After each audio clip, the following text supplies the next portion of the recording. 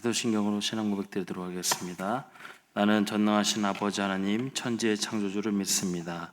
나는 그의 유일하신 아들 우리 주 예수 그리스도를 믿습니다.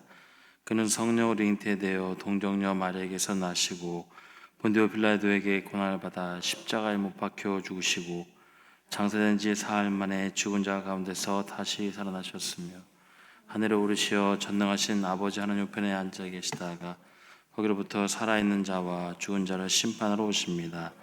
나는 성령을 믿으며 거룩한 공교회와 성도의 교제와 죄를 용서받는 것과 몸의 부활과 영생을 믿습니다. 아멘. 찬송가 218장입니다. 218장.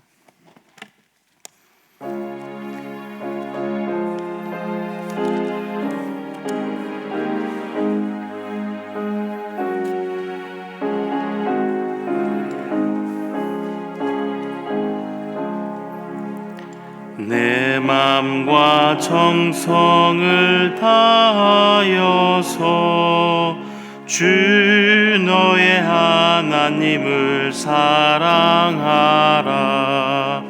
내 몸을 아끼고 사랑하듯 형제와 이웃을 사랑하라. 주께서 우리에게 명하시니 그 명령 따라서 살아가리. 널 미워 해치는 원수라도 언제나 너그럽게 사랑하라. 널 핍박하는 자 위에서도 신실한 마음으로 복을 빌라. 주께서 우리에게 명하시니 그 명령 따라서 살아가리. 나 항상 주님을 멀리하고 형제를 사랑하지 못하였다. 이러한 죄인을 사랑하사 주께서 몸버려 죽으셨다. 속죄의 큰 사랑 받은 이 몸 내 생명 다 바쳐 충성하리. 아멘. 기도하겠습니다. 하나님, 오늘도 새벽 깨어 주 앞에 나올 수 있도록 인도해 주시고, 하나님 주님의 은혜가 아니면 단 하루도 살아갈 수 없음을 인도해 주심을 참으로 감사합니다. 아버지 하나님, 기도하며 간구하며 나아갈 수 있을 때에 감사하며 기뻐할 수 있도록 인도해 주시고, 무엇보다도 우리가 신앙인답게 많은 사람들에게 좋은 영향을 끼쳐가며 살아갈 수 있는 믿음과 열정의 삶이 되도록 주님 우리를 사용하시고 인도하여 주시옵소서. 하나님, 시대 가운데 어렵고 힘들지만 그러나 우리가 더욱더 깨어 기도하며 아버지의 귀한 뜻을 물으며 살아가길 원하오니, 이 시간에도 새벽을 깨어 기도하며 간구할 때 하나님 하늘 문을 여시고 응답하여 주시고, 또한 아버지는 우리의 개인의 기도가 아닌 많은 사람들을 사랑하며 영혼을 구하며 나아갈 수 있는 믿음의 기도로 설 수 있는 시간이 되도록 주님 이 시간 함께하여 주시옵소서. 주 앞에 나올 때 빈손 나오지 아니하고 귀한 예물을 주께 드렸사오니 아버지 각종 드리는 귀한 예물을 주님 기뻐 받으시고, 꿈과 소망과 비전 가지고 드려지는 귀한 예물 가운데 하나님 기뻐 받으시고 사용하여 주시옵소서. 감사를 드리며 예수님의 이름으로 기도합니다. 아멘. 하나님의 말씀 디모데전서 5장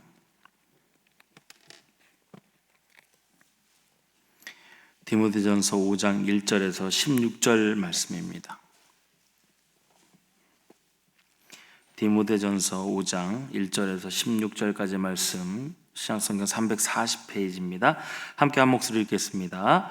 늙은이를 꾸짖지 말고 권하되 아버지에게 하듯 하며 젊은이에게는 형제에게 하듯 하고 늙은 여자에게는 어머니에게 하듯 하며 젊은 여자에게는 온전히 깨끗함으로 자매에게 하듯 하라. 참 과부인 과부를 존대하라. 만일 어떤 과부에게 자녀나 손자들이 있거든 그들로 먼저 자기 집에서 효를 행하여 부모에게 보답하기를 배우게 하라. 이것이 하나님 앞에서 받으실 만한 것이니라. 참 과부로서 외로운 자는 하나님께 소망을 두어 주야로 항상 간구와 기도를 하거니와 향락을 좋아하는 자는 살았으나 죽었느니라. 내가 또한 이것을 명하여 그들로 책망받을 것이 없게 하라. 누구든지 자기 친족 특히 자기 가족을 돌보지 아니하면 믿음을 배반한 자요 불신자보다 더 악한 자니라.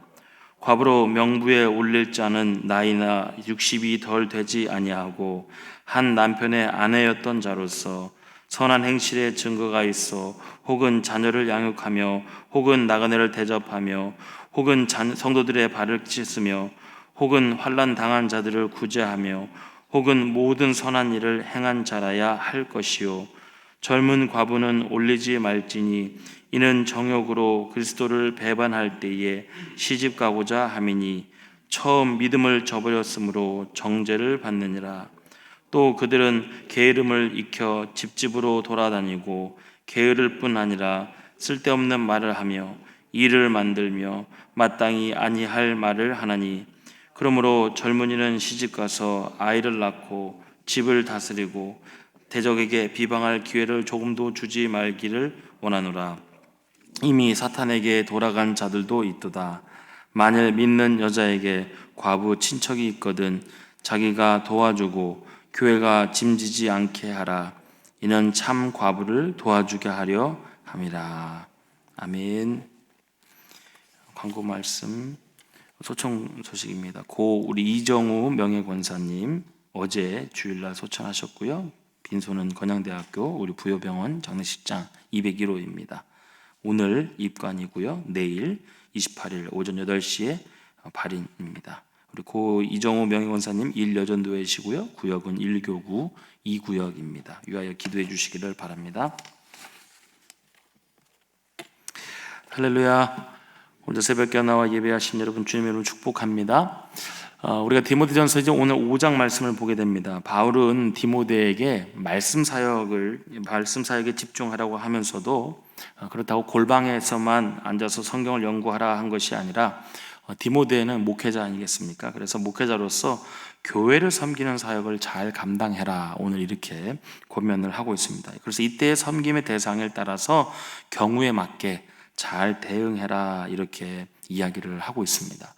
저도 이제 개인적으로 담임 목사님께서 교회 목회 방향을 말씀하시면서 어떻게 하면 리더십을 세워갈까 이렇게 말씀하실 때 1:1 양육으로 이렇게 앞으로 할 수 있다. 그래서 리더를 세워가고 한 영혼 세워갈 수 있는 그런 방향을 제시를 하셨어요. 그래서 저희가 이제 함께 준비하는 과정 가운데 저도 이제 먼저 제가 속한 우리 고등부 아이들을 이렇게 필요한 친구들, 먼저 제가 봤을 때 좀 문제가 있거나 또 어려움이 있거나 또 좀 빨리 해야겠다 이런 친구들을 저 1:1 양육을 현재 시작을 했고요.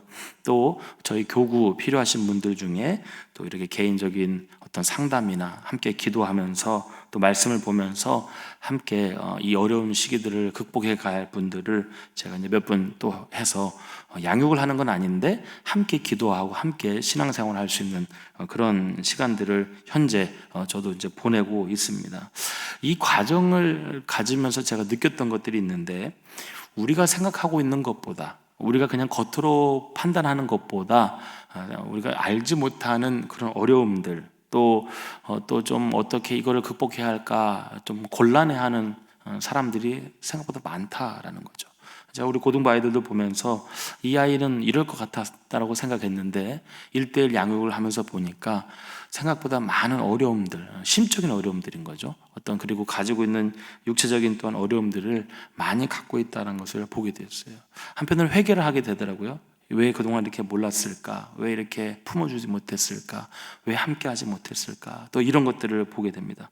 또 한편으로는 그 과정 속에서 그것이 경건의 신앙의 모습이기 때문에 우리가 함께 기도한다는 것, 우리가 함께 말씀을 본다는 것, 우리가 함께 계속해서 묵상을 한다는 것, 이것들이 우리가 경건의 생활을 해가는 거거든요. 그것이 성화되어가는 과정들이 되는데 그 과정 속에 우리는 그냥 경건의 생활을 하지만 성령께서 일하고 있다는 거예요. 그러니까 아픔 중에서도 힘든 중에서도 그러나 성령께서 그 과정 가운데 일하시고 있기 때문에 하나님께서 우리가 하는 것 같지만 그러나 그 과정 가운데 잘 개입하시고 있다더라라는 거죠. 그렇기 때문에 우리가 성도가 성도를, 그리고 또 목회자가 성도를, 또 성도가 함께 목회자와 함께 이렇게 경건의 생활을 함께 해 나가는 것은 굉장히 유익하고 중요한 것이다 라는 것을 제가 요즘 한 번 더 느껴보고 있습니다. 오늘 바울이 이 디모데를 통하여 이렇게 권면하고 있는 것이 바로 이런 것이죠. 성도의 한 사람 한 사람, 그러니까 모든 성도의 개체들을 보면서 함께 해야 할 것은 바로 이 성도의 경건의 생활을 함께 도와야 한다라는 겁니다. 목회자만 할 일이 아니죠. 함께, 요즘 우리가 함께 하지 않습니까? 그래서 성도가 서로를 향해 견인해 갈 수 있다라 한다면 이렇게 서로에게 영향력을 끼쳐갈 수 있는 경건의 삶의 좋은 모델, 모습이 필요하다라는 겁니다. 그래서 이런 시간들을 통하여서 우리가 성령께서 주시는 그 긍휼의 마음, 그리고 회복과 소망의 마음을 가지고 이 일들을 해가야 한다는 거죠. 그러면서 또 한 가지 느껴지는 게 있었어요. 뭐냐면 영적 전쟁이 심각하더라. 굉장히 우리가 좀 처질 수도 있고 좀 어려움을 가질 수도 있는데 그만큼 영적 전쟁도 심하더라라는 거죠. 그래서 우리가 서로가 서로를 위해서 이렇게 경건의 유익을 위해서 서로 도움을 줄 때 우리가 또 한 가지 할 게 뭐냐면 서로 중보하는 겁니다. 그 시간들이 고통스럽거나 또 공격을 받는 시간들이 아니라 그것을 잘 이겨낼 수 있는 그런 시간들이 되어야 하는 거죠. 왜냐하면 성령께서 함께 일하고 있기 때문이다라는 겁니다. 우리가 목회 현장에서 가장 중요한 것은 무엇일까요? 바로 다른 상담과 이런 치유의 시간들이 절실하다라는 것을 한 번 더 생각해 봤던 겁니다. 우리가 생각했던 것보다 많은 사람들이 교회를 다니면서도 자신의 연약함을 잘 내어놓지 못하더라라는 것이죠. 그래서 어떻게 보면 우리가 더욱 시급하게 하나님의 방법으로, 그리고 경건의 삶으로 올바른 신앙인의 상황들을 우리가 만들어 가야겠다라는 겁니다. 제가 저희 교구도 한 분 또 이야기하면서 보니까 열심히 이 코로나 기간에 구역장 역할을 감당할 게 특별히 없을 것 같지만 한 분 한 분 전화하면서 잘 이렇게 돌보시고 계시더라고요. 그래서 그분이 그러는 거예요, 저한테. 목사님, 저한테는 한 번도 오픈하지 않은 분이 목사님 제가 이렇게 했더니 자기 어려운 부분들을 다 이렇게 이야기를 내놓더라고요. 그러는 거예요. 잘하셨어요. 그랬어요. 잘하셨어요. 그렇게 할 때 그분과 함께 용기를 내어서 기도해주고 함께 그 마음을 들어줄 수 있다면 그것이 구역장의 역할 아니겠습니까? 이런 시간들을 가졌어요. 그래서 저는 한편 또 감사했던 거죠. 그러면서 제가 살짝 귀를 열어서 저한테도 좀 알려주세요. 뭐가 어려운지. 함께 기도하고 함께 나아갔으면 좋겠습니다. 이런 저희 모습들을 보게 됩니다. 어쨌든 우리가 이 시대 가운데 오늘 바울이 디모데를 향하여 주었던 이 경건의 모습에 대한, 성도를 대하는 이 모습을 우리가 한번 기억하면서 우리가 오늘 본문처럼 이 성도들이 존중받고 또 성도들을 향하여 나아가야 할 이 모습을 어떻게 해야 할까라는 것이죠. 오늘 본문에서 사실 세 가지로 나와 있습니다. 성도들을 존중하는 대처의 모습을 어떻게 할 것인가, 두 번째로는 과부를 대하는 기본 원칙이 무엇인가, 그리고 세 번째로는 합리적으로 또한 대처할 것들을 정리하여 오늘 세 가지로 알려주고 있는데요. 오늘은 그 중에서도 특별히 본문 8절 말씀 한번 주목하여 보기를 바랍니다. 우리 8절을 다 같이 한번 볼까요? 시작. 누구든지 자기 친족, 특히 자기 가족을 돌보지 아니하면 믿음을 배반한 자요 불신자보다 더 악한 자니라. 오늘 이 말씀 한 절로 함께 나누기를 원합니다. 8절에 봤더니 누구든지 자기 친족, 특히 자기 가족을 돌보지 아니하면 믿음을 배반한 자요 불신자보다 더 악한 자니라. 이 구절의 관찰해 보면 중요한 부분이 있습니다. 뭐라고 나와 있죠? 자기 가족이라고 나옵니다. 자기 가족. 자기 가족, 소중한 사람이죠. 자기 가족을 소중하지 않은 사람이 없지 않겠습니까? 하나님께서 맺어주신 관계입니다. 결코 끊을 수 없는 관계, 내가 끊고 싶어도 끊을 수 없는 관계, 그것이 무엇입니까? 자기 가족이 되는 거죠. 그 다음 이렇게 또 말씀하고 있죠. 자기 가족을 돌보지, 이렇게 하고 있습니다. 돌본다. 가족을 잘 돌봐야 한다라는 거죠. 잘해주고 돌봐야 한다, 이렇게 말씀하고 있어요. 그런데 다음에 이렇게 이야기합니다. 자기 가족을 돌보지 아니하면 어떻게 되냐면 믿음을 배반한 자다. 믿음을 배반한 자다. 아니, 자기 가족을 돌보지 않는 것이 믿음과 관계겠다라는 거예요. 그리고 믿음의 사람은 가족을 소중하게 여긴다라는 겁니다. 가족을 돌본다. 어렵게 되었을 때 나몰라라 하지 않고 가족을 열심히 돌본다는 거예요. 그런데 가족을 돌보지 않으면 믿음을 배반한 것이고, 그 다음에 또 이렇게 얘기합니다. 불신자보다 더 악한 자니라. 이렇게 믿음이 없는 자보다 더 악한 자라고까지 이야기하고 있는 것. 무엇입니까? 내 가족을 돌보지 않으면, 내가 뗄래야 뗄 수 없는 내 가족, 사랑하는 내 가족, 그 가족을 돌보지 않으면 믿음이 없는 것이고, 믿음을 배반한 것이고, 불신자보다 더 악한 것이다 라는 거죠. 아주 강한 어조로 이야기하고 있습니다. 그리고 강하게 이야기하는 것이죠. 반대로 말하면 이렇게 말할 수 있습니다. 믿음의 사람은 자기 가족을 돌보려는 것이 당연하고 바른 믿음이다 라는 거예요.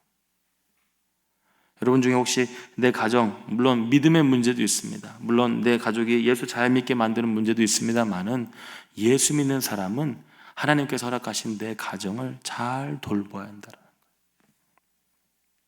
이런 생각이 들었습니다. 가족에게 잘하는 것이 경건 생활을 잘하는 것이구나. 오늘 본문의 시작인 1절과 2절에서는 이렇게 이야기하고 있습니다. 성도들을 가족과 같이 섬겨라, 이렇게 이야기하고 있어요.